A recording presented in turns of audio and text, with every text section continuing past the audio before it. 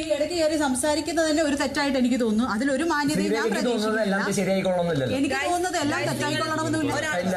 ഗബ്രി എന്ന് പറയുന്ന വ്യക്തി കാരണം കഴിഞ്ഞ ദിവസം ലാൽ സാർ വന്ന് ഒരുപാട് പോയിന്റ് കട്ടാവുകയും അയാളുടെ ഒരു തെറ്റായ പ്രവൃത്തി മൂലം അയാളെയും നോർമൽ പവർ ടീമിലെ മറ്റൊരു കണ്ടസ്റ്റന്റിനെയും പുറത്താക്കുകയും ചെയ്തു.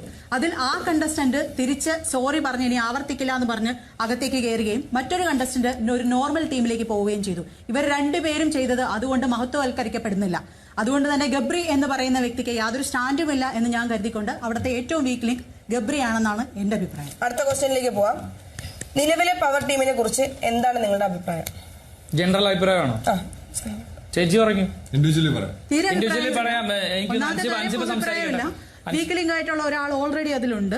പിന്നെ ബാക്കിയുള്ളവർ കഴിവുള്ള ആളുകളാണ്. കാരണം ഓരോരുത്തരും അവരവരുടെ സ്പേസിൽ നിങ്ങൾ പോലും ക്ഷമിച്ചുകൊണ്ട് നിന്നിട്ടാണ് നാലാമതൊരാൾക്ക് അവസരം കൊടുത്തുകൊണ്ടിരിക്കുന്നത്. അപ്പോൾ ബാക്കി 3 പേരും പറയുന്നത് കൃത്യമായിട്ടുള്ള കാര്യങ്ങളാണ്. അത് നമ്മൾ അക്സെപ്റ്റ് ചെയ്യുന്നുണ്ട്. നമ്മൾ മാത്രമല്ല, അവിടെയുള്ള എല്ലാ ആളുകളും